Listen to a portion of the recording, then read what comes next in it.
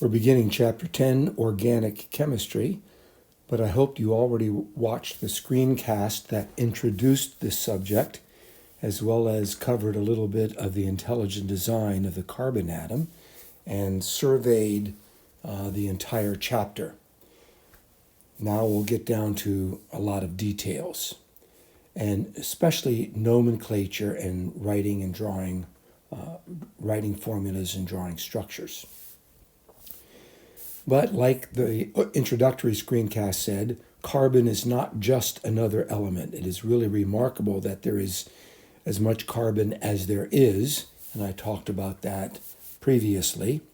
But this introductory page focuses on something that most of us really appreciate a lot, and that is chocolate, the food of the gods.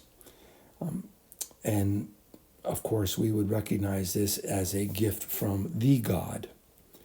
And it grows in a tree in the tropics, and it was first named by Carolus Linnaeus, who was a very devout Christian man who was considered the father of taxonomy. Taxonomy being how we name plants and animals, beginning with the kingdom and the phylum and the class and the order and the family and the genus and the species. It's changed a little bit since those days, but I remember having to learn a lot of the taxonomy of plants and animals back in high school, especially insects, which I took an interest in. This comes out of Central America, where it was growing, and the Spanish, when they went to the New World, discovered that these were highly prized by the natives. Now, what they meant by highly prized by the natives means that enabled them to do some trading. They could gather up 100 of these beans and purchase a slave. And of course, that's not the way that you want to be bargaining for human life. We would certainly be opposed to that kind of thing. But it gives you a sense of how valuable these beans were considered. And they made a drink out of that, and then they began to take it back to Spain, and then it began to spread throughout Europe and around the world. In the late 1800s, you might recognize this name, Henry Nestle, Swiss. He went into business with this, along with a guy named Daniel Peter, and what they did was they added milk to this chocolate, and that made it even more popular. So this chapter is about organic chemistry, and this is an example of discovering a natural product in the environment, identifying the key ingredient or ingredients, and then figuring out ways to isolate that ingredient or increase the percentage of the plant that it came from through breeding the plants, finding out what other compounds might be in the plant or the animal or the insect or anything like that. And we're finding these compounds all the time around the world. Sometimes they're in such small quantities. It requires the latest machines and inventions to be able to identify them. We have identified 400 compounds just in chocolate alone. And one of the key ingredients is theobromine, which is kind of interesting because there's no bromine in it whatsoever. That comes more from its name of the plant. Theobromo way back here at the very beginning. And that's the genus name. It's capitalized. The species name is not capitalized. So back over to the second column. In medicine, it's a vasodilator, which vaso refers to your vascular system, particularly the bronchioles in your lungs that allow for oxygen to get to the alveoli for the exchange of oxygen for carbon dioxide. I've had asthma for much of my life. It's under control by God's grace for the last couple of decades pretty well. But in high school, I came very, very close to having some serious incidents beginning in about 10th grade with asthma. And one time in early marriage, it sent me to the hospital. Vaso means to dilate or make larger these blood vessels so it's easier for the air to get into the lungs. A diuretic is a substance which increases the flow of urine. In other words, it removes water from the body. Maybe you've taken a water tablet before that helps to remove water for whatever reason. And then, of course, it can also increase the heart rate as well. It also, though, the downsides will make an arrow going down. It can create restlessness, tremors, sleeplessness, and anxiety. So that's why it's recommended that if you have trouble sleeping, you definitely don't want to take anything with chocolate in it, probably at least 3 hours before going to bed. Chocolate only contains a few milligrams of theobromine, but you don't want to leave it around because it is toxic to dogs. They should not have any chocolate near them. Now, theobromine, one of the key ingredients in chocolate, is part of a class of molecules called the xanthines. And xanthines are a class that includes caffeine. So that explains a little bit of how chocolate can keep you awake, or how a cup of hot cocoa can keep you awake. Xanthine is a member of the broader alkaloid family, and the alkaloids would include other mild stimulants, but alkaloids would also in general, have natural occurring nitrogen in the compound, and not often in terms of a ring structure. And this is very common in various alkaloids, such as morphine, which I've had once in my life when I had a dislocated shoulder. And back in high school, 10th grade, they couldn't get the shoulder back in, so they gave me a shot of morphine, and the doctor put his foot in my armpit. The nurses held me down, and then he just took my arm and pulled on it to get it back in joint. And I remember, because of the morphine, thinking my arm went all the way across the room. Not a happy memory from high school football. Besides morphine, there's quinine, which I think was used as an anti-malarial drug. There's also some poisons like atropine and strychnine, often used as a mouse or rat killer, though it's pretty dangerous. Epinephrine, because of my asthma, on occasion I've had to have a shot of epinephrine. It's also present in nicotine, which is very addictive, as well as cocaine, which is not only addictive, but messes up your brain chemistry. And people can build up a tolerance to cocaine. It can also kill you the first time you use it.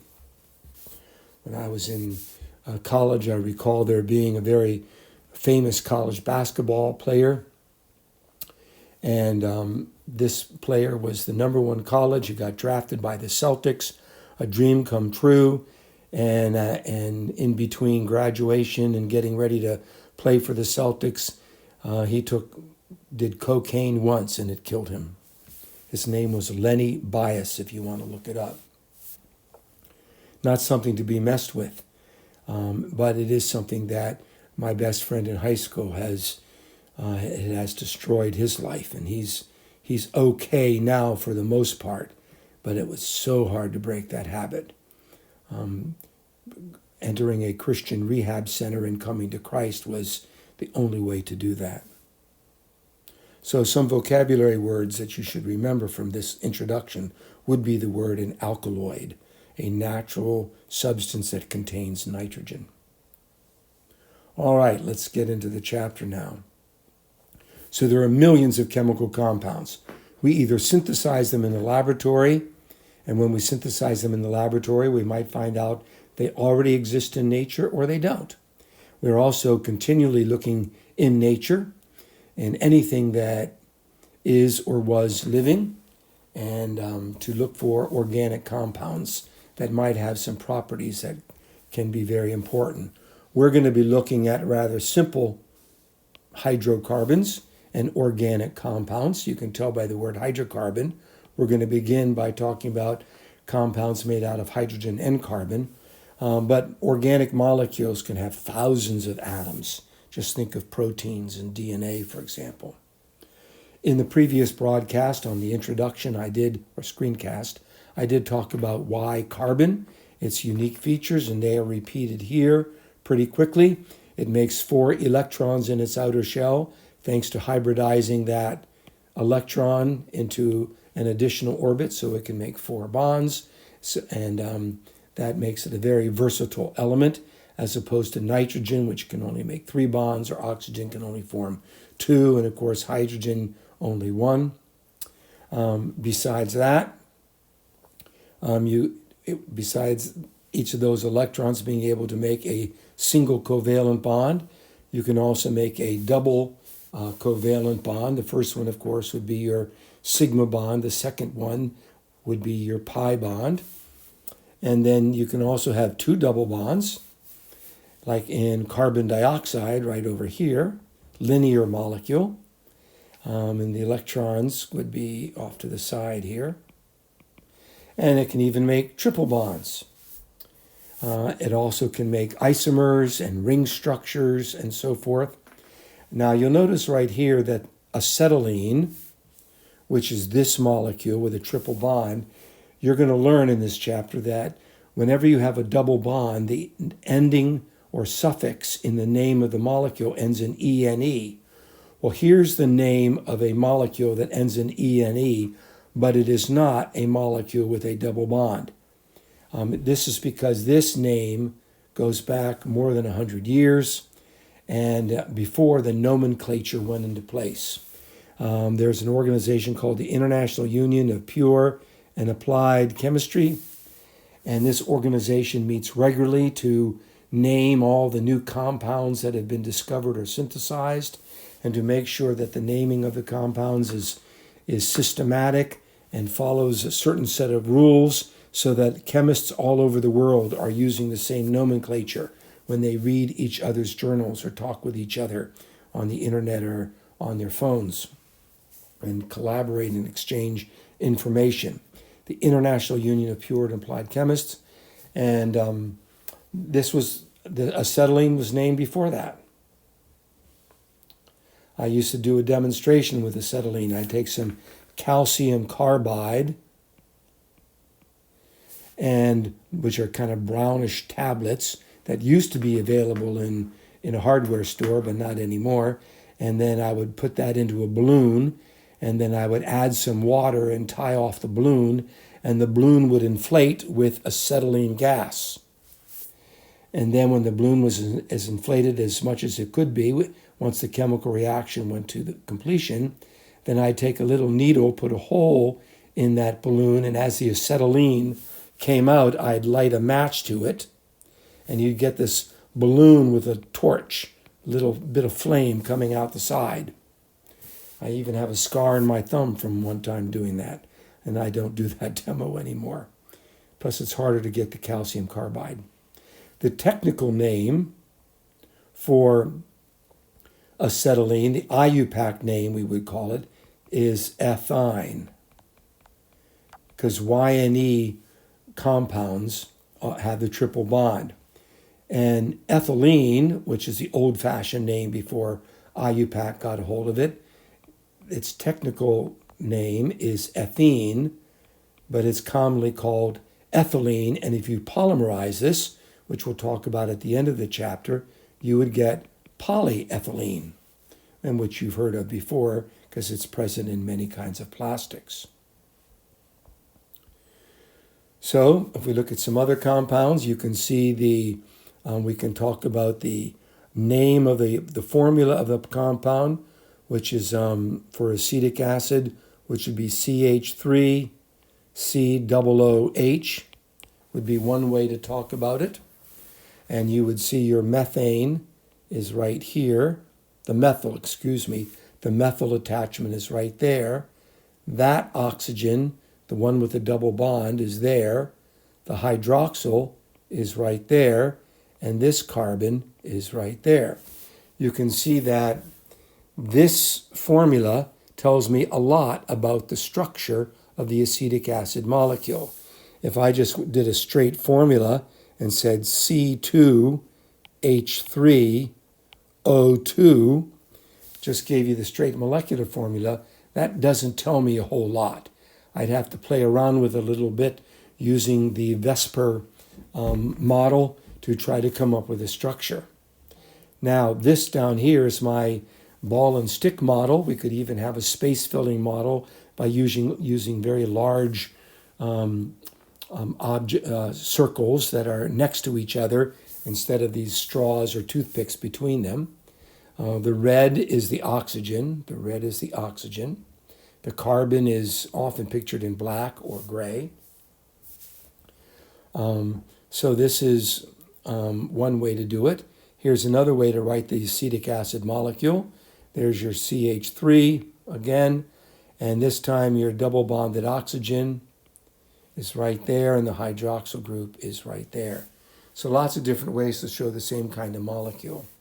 Here's a benzonitrile in the middle. It's got that triple bond to the nitrogen. You'll recognize the benzene ring. If we just got, it's not a full benzene ring, but if we made sure all of these are single bonds, and then we did the resonance structure, and then instead of a hydrogen, we put a carbon and a triple bond nitrogen at the end, you have benzonitrile. Maybe you've heard of nitrile gloves, especially during the COVID days, or if you're working with medicine or protecting your hands. And over here we have a linear molecule, two double bonds. We're going to learn that this is called a diene when you have two double bonds. It's just an ene if you only have one.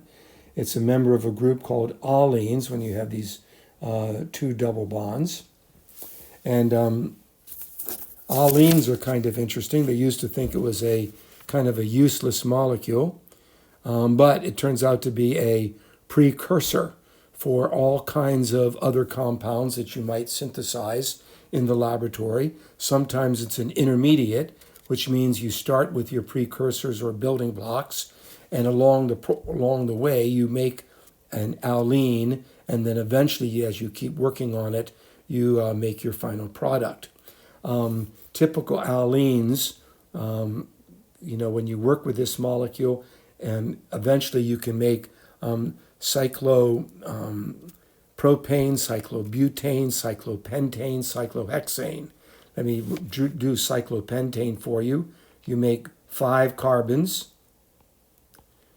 So pent means 5 carbons. And then when you put them in a circle, you have cyclopentane. And these are the kinds of things you can make using alkene. So here we have propane and cyclopentane with ball and stick models. That gives you a better sense of their three-dimensional geometry. We already talked about isomers in the previous screencast, the introductory one. And we talked about structural isomers, which is just a rearrangement of the same set of atoms. So here's an example of 2 structural isomers in 2 completely different categories of organic compounds. One is ethanol. You'll remember that alcohols have a OH ending. This is an O and this is an H, a hydroxyl ending. There it is in that formula. That's why I don't like that type of formula. And the Eth means there's 2 carbons. You should remember that. Eth means 2 carbons. And this is ethanol because it's a 2-carbon alcohol with the hydroxyl group being the only place it can be, which is at one end or the other of your carbons. But using exactly the same atoms, you can make a different molecule altogether called dimethyl ether. Di means 2. Methyl means a 1-carbon attachment. So you have a 1-carbon attachment there, a 1-carbon attachment there. Of course, you're going to have some lone pair electrons here on the oxygen and ethanol and dimethyl. And coming down here, this is a better way to give the molecule than this. This would be the empirical formula, the simplest whole number ratio of the atoms. This is more of a structural formula right here. And it is in a certain order so that you know where the oxygen is going to be. Here are two more examples of C4H8. And these are both members of the isomers of butene. We have one butene because we got a double bond right there. And whichever end the double bond is closest to, that carbon becomes carbon number 1. And then 2, then 3, then 4. And so this 1 is the address of the carbon that leads into the double bond. We like our numbers to be as small as possible. So rather than calling it by 2, if this was 2-butene, the double bond would be right there. But this is 1-butene, so the double bond is off of the first carbon. You can also have 2-methylpropene. So here is your double bond there, and the double bond takes precedence in terms of how you start numbering your carbons. And so this would be carbon number 1, this would be carbon number 2, and either one of these could be carbon number 3. It won't change the name. So let's say this becomes carbon number 3, then you have a methyl group attached to carbon number 2. So the 2 is the address of the methyl of the 3, prop means 3, carbon chain that has a double bond off of carbon number 1. So there ought to be a 1. Looks like they omitted the 1. That should be down there in the name. But if you think about it, any way you draw that, wherever you put that double bond, that makes that carbon the first carbon. So if I made this the double bond, then this becomes carbon 1, and the name doesn't change. So in a sense, the 1 would be redundant. Now we have two types of stereoisomers. Stereo means you might have stereo speakers. That used to be pretty common, where you would have two different speakers on different sides of your stereo system. But the two kinds of stereoisomers are geometric and optical, and we talked about these at length in the previous screencast as well. So here's writing formulas and drawing structures. You want to get very familiar with the rules and be very systematic in the way you draw these things. So you're going to begin with your molecular formula, or else it'll be given to you in a problem. Here's a condensed formula where we just go right down the line, beginning with the first carbon and what's attached to it, and then the second carbon and what's attached to it. We can have the structural formula. These are structural formulas that give us a better sense of what is attached to what, but it's only in 2 dimensions. And you'd have to imagine what its third dimension is, or you could do a perspective drawing, where you're using those triangles that give the illusion of going into or coming out of the page, and then you can have your computer-drawn ball and stick or space-filling models. So back to our isomers, the cis and trans isomers. You recall that the cis isomers from the previous screencast, your 2 structures, not including the hydrogen, but your 2 attachments to your carbons are on the same side of your double bond. They're both on the top side, or they could both be on the bottom side if this molecule rotated over. This molecule down over here on the right, you'll notice that one methyl group is above the double bond, the other is below the double bond. And because double bonds, you cannot rotate around the double bond, that makes these 2 molecules completely different. They're going to have different properties, and that's what you're reminded up here. When you have a double bond, it cannot rotate around the double bond. This we call cis, this we call trans, and I'm reviewing here because they're across from each other, across the double bond from each other. Optical isomerism is very important in biochemistry when we talk about amino acids, and I did that in the previous screencast. You basically have a left hand and a right hand. In other words, they are non-superimposable. You can't turn the left-handed molecule all around and upside down and rotate it and end up with the right-hand molecule. Just like you can't take a left-hand glove and try to turn it around or flip it over or make it upside down and turn it into a right-hand glove. So these non-superimposable mirror images make the molecule, we say it's a chiral compound because it has these two isomers that are non-superimposable. And those two isomers are called enantiomers. So we have, when we have the left-handed one, sometimes called the D one for dexterous, dexterity from the Latin, and we have the right-hand one. This is one enantiomer. This is the other enantiomer, and you need to have both for a compound to be chiral. The other key thing that you need to have in a chiral compound is an asymmetric carbon. By asymmetric, I mean you have 4 different things attached to it. 4 different things that are attached to a carbon make it an optical isomer that is chiral. So these are very important in amino acids and other biologically important molecules. And here's a picture of that. Your asymmetric carbon is right there in the middle. And you'll notice that in this particular drawing, you have a methyl group, a CH3. But down here, you have a, let's see what this is. This looks like this does not look like it's,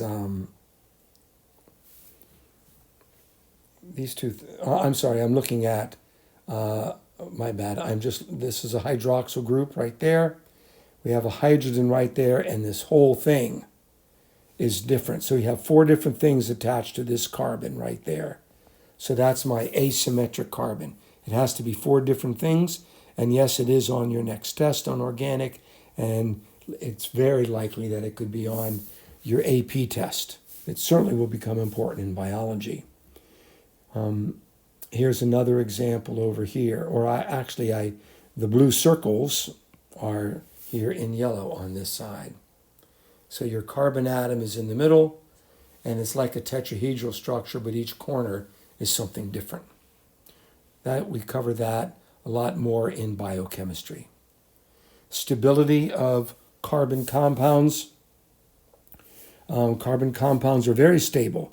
If you think about it, it wouldn't be good if carbon compounds were not stable, since you're made out of carbon compounds, and plants are made out of carbon compounds, and if they weren't very stable, they would not last long in an environment that involves rain and wind and drought and all kinds of things like that. And the reason it's resistant to chemical change is because these are strong covalent bonds and the reactions are very slow. So the organic reaction might start to break down or react, but very, very slowly, and maybe be able to survive if the stress from the environment doesn't last too long. Another thing we should point out is that the carbon-carbon bond, these bonds are strong, but there are other bonds between carbon and other atoms can also be strong. The average carbon-carbon bond has this much strength. That means it takes this much energy. You have to raise the temperature to a certain level so that much energy is absorbed to break that carbon-carbon bond. However, look at a carbon-hydrogen bond. It's even more energy to break it. And then comparing carbon to silicon, some people, as I mentioned in the previous screencast, think maybe there's silicon-based life because silicon is right underneath carbon in the periodic table, so it can also have 4 electrons. But the point is, look at the energy levels here. Your silicon-hydrogen bond is 328 compared to this one, And your silicon-silicon bond is 222 compared to the carbon-carbon bond.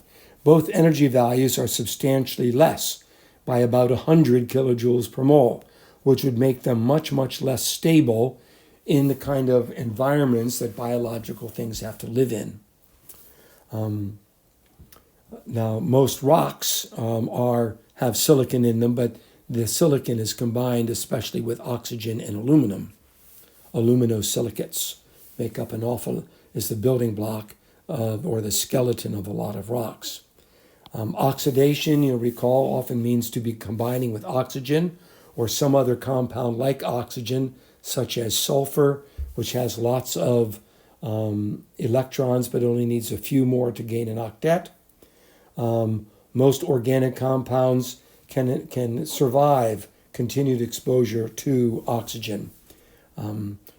Metals, of course, can. If you put metals like iron with oxygen, it's going to combine with the iron and going to make rust. So organic reactions with oxygen are very, very slow. You might be getting the idea already that if you're doing an organic synthesis and you want to speed it up, you're probably going to need a catalyst. Otherwise, you're going to be waiting on the reaction for days or weeks or longer. However, the oxidation of an organic compound can occur very, very rapidly with a heat or a spark. And of course, that's what we call combustion. Now, this little picture down here is from way at in the previous page, I think the previous page, or maybe at the top, talking about how your optical isomers are polarized. Polarized means that you've got all these little slashes right here, and when the light goes through, the light is going through vibrating this way, and it's also vibrating in the other plane, the two perpendicular planes, vibrating, let's say, in and out of the page and up and down the page. And when you have these lines right here, called a polarized filter or a polarized screen, it only allows one vibration to get through.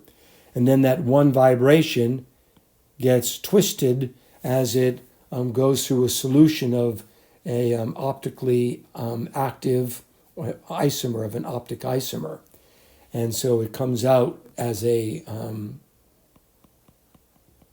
down here like this, it gets rotated. It can be rotated in one way for the left-handed ones and the other way for the right-handed ones. This is something that we talk a little bit more about in AP physics. Another analogy here would be to a polarizing light, would be imagine that this filter is a picket fence. And then imagine that you have a jump rope going this way, and that jump rope can go through the picket fence.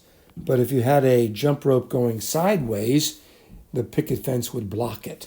And so it reduces the light an awful lot, which is why we like to wear polarized sunglasses, especially around surfaces that are flat and reflective, like still water, like glass and steel down in the city, so forth.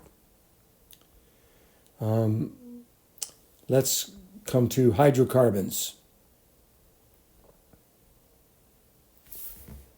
And hydrocarbons, of course, are made out of two kinds of elements, hydrogen and carbon. Pretty simple. These are the families that you need to know. On Canvas, you do have flashcards to help you with all these different vocabulary words, as well as all the different kinds of organic compounds that there are. And so we're going to talk about alkanes, the simplest hydrocarbons. The ane ending means that they're all single bonds. They all follow this formula right here, where N equals the number of carbons, and then 2N plus 2 is you take the number of carbons, multiply by 2, and add 2, and now you have the number of hydrogens. You are expected, of course, to memorize the prefixes. Meth means 1, eth 2, prop 3, but 4, pent 5, hex 6, hept 7, oct 8, non, non 9, dec 10. You're expected to have those memorized. And these are some of the other formulas for the other categories of your hydrocarbons. We're focusing on alkanes right now. Later in the chapter, they do the cycloalkanes like cyclopentane, which I drew earlier, as well as the ones with double bonds and triple bonds and resonance structures. Your alkanes are said to be saturated. That means every bond coming off the carbon, if it's not connected to another carbon, is connected to a hydrogen. Your molecule becomes unsaturated as soon as you throw in a double bond or a triple bond, because now you don't have room for as many hydrogens. So alkanes are saturated, and alkenes and alkynes and aromatics are unsaturated. We've already talked about making these structural isomers, and you should be able to write and name all the isomers of an alkane that I might give you. In honors chemistry, perhaps one of your assignments, for example, was to draw the structure and write the name of all the isomers, let's say, of hexane. Here are two isomers of butane over here. Butane, but means 4, so you have the straight chain, which of course isn't straight, and we would call this butane, or more technically call it N-butane, where N stands for normal. Here you have a methyl group attached to carbon number 2. It's carbon number 2 no matter which way you start numbering it. And so this methyl group, whichever, you can go, any one of these could be the methyl group, and it's attached to the second carbon in the chain. And so there the address would be the 2, and then the longest contiguous chain is propane. So 2-methylpropane is an isomer of butane. And you got to remember to call this propane, even though it's an isomer of butane, and don't use the word butane when we're talking about 2-methylpropane. Here are some isomers of pentane. You got normal pentane, and then you have a methyl group attached to carbon number 2. And down here you have 2 methyl groups attached to carbon number 2. And so you use 2 numbers, 2, 2, di means 2, methyl, and then the longest contiguous chain, which is right there, 3 carbons, is propane. And so the number of isomers, I don't know of any formula that exists to predict how many isomers a alkane is going to have. Heptane would have 9 isomers. Octane, like in gasoline, would have 75. And decane would have almost 2,000 isomers. Here's the prefixes that you should memorize. Hopefully you already do. You might remember that with your intermolecular forces. Here we're talking primarily about pure covalent bonds, like between the carbon, or we're talking about barely polar bonds, like the carbon-hydrogen bond, which is sort of right on the edge of being nonpolar versus polar covalent. But you should know that as your molecules get bigger and bigger and bigger as we go down this page, you have more and more and more valence electrons buzzing all over the place that could be distorted to one side of the molecule or the other as they move around and collide and so forth. And that creates those London forces, which generally are considered to be very, very weak intermolecular forces. But once you get these larger and larger molecules, your London forces can become quite significant. Remember, other names for London forces are induced dipole forces, or dispersion forces. And all we're saying is that the cloud of electrons around the molecule gets distorted, creating a temporary negative side and a positive side, meaning it's temporary polar. And so the polarity can get greater and greater and greater. The induced polarity, we should say. The induced polarity can get greater and greater as you get bigger and bigger. So it would take more energy in order to turn it into a gas. So it'll be a liquid, and then it'll be a solid when it gets really big. Over here, Notice again, you can rotate around the carbon-carbon bond and you get these zigzag structures, and they are called, nevertheless, straight chains. And you should always try to do these interactive examples for practice. They're saying draw the structures for the 5 isomers of hexane. Are any of the isomers chiral? And the answer, obviously, to the second question is there are no chiral carbons, because no carbon has 4 different things attached to it. If I pick this carbon, for example, it has a hydrogen, and a carbon. Well, actually, we would say this whole thing and this whole thing attached to it. So since 2 of the 4 attachments are hydrogens, it's not chiral. And the same is true here and here. None of them are chiral. All right, let's continue on and look at some more. Here you've got, in number 4, the 4th isomer, you have carbon number 2, carbon number 3. You can number from the left or the right. It won't change the name, but you've got to show the address, carbons 2 and 3, and there are 2 of them, so we use di, and the carbon attachments are methyl. Please keep in mind that you're never going to have something like this. You're never going to say, here's my propane right here, and I have an ethyl attachment. Because technically speaking, your longest contiguous chain now is 4. And so this right here is going to be 3-methyl pentane. 3-methyl butane. Because this would be called carbon number 3. So we begin with the shortest end. Carbon number 2. My goodness. You begin with the shortest end to keep the numbers the smallest. Carbon 1, carbon 2, carbon 3, carbon 4. That's your longest chain. So this would be called 2-methyl. And here's your methyl group right there. That's the methyl. 2-methyl butane. Because butane is the 4 carbons in a row, even though the row is bent. All right. None of the isomers in hexane are going to be chiral. Naming alkanes, they always end in ane. You should know your prefixes, 1 to 10. Let's see, coming over to next bullet point.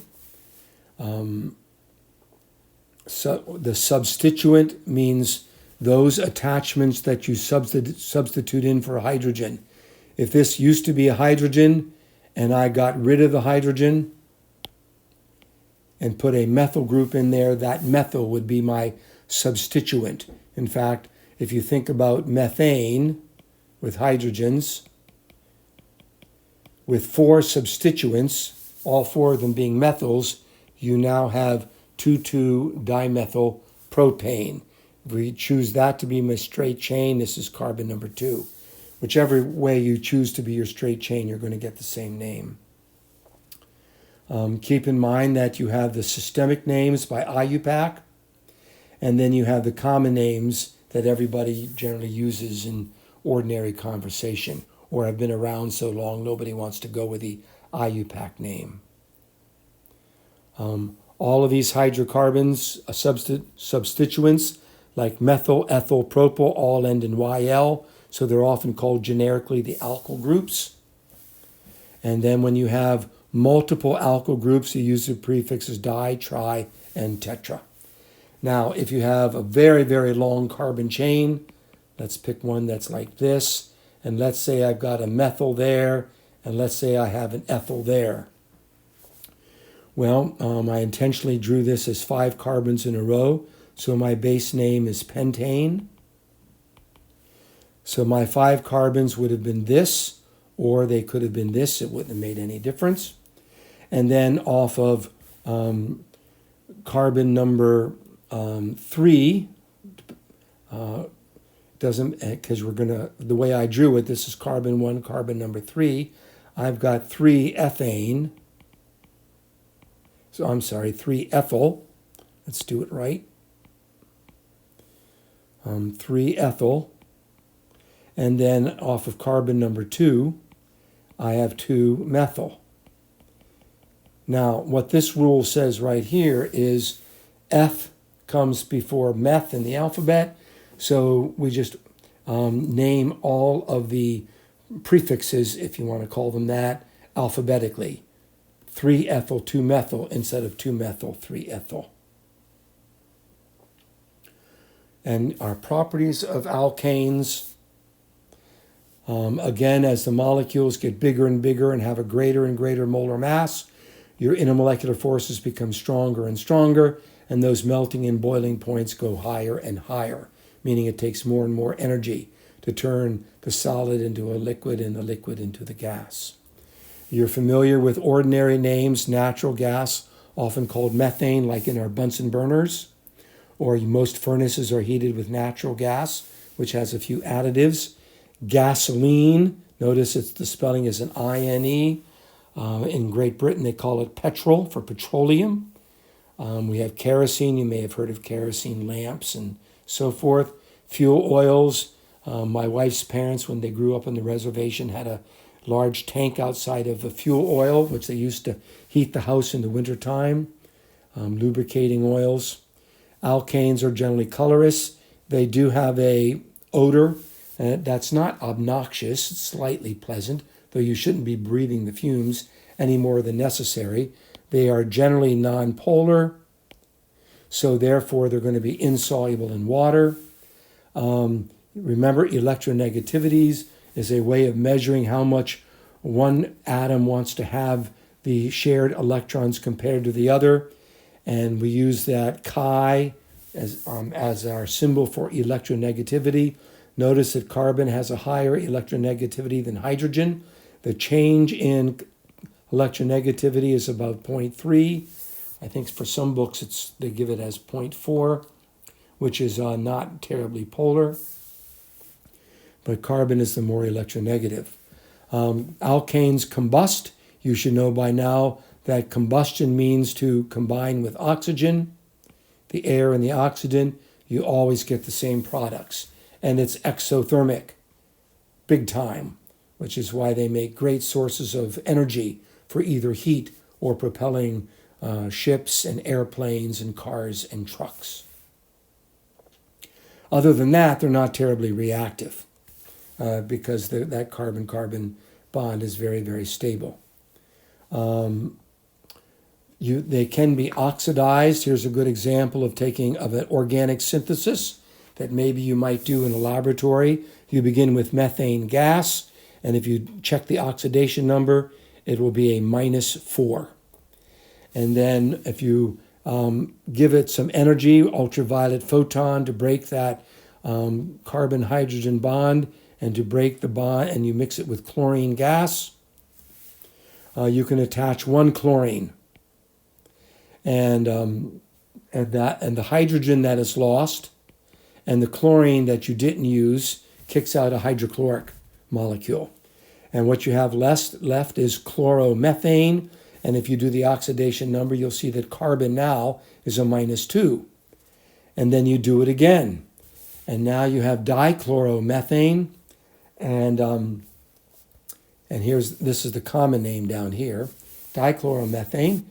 And CH2Cl2, and then you do it again, and now you have trichloromethane, and your oxidation number is now up to +2, and then you do it one more time, and now you have tetrachloromethane, where carbon has an oxidation number of +4. And I'm going to stop right there, and we'll pick up with the next screencast.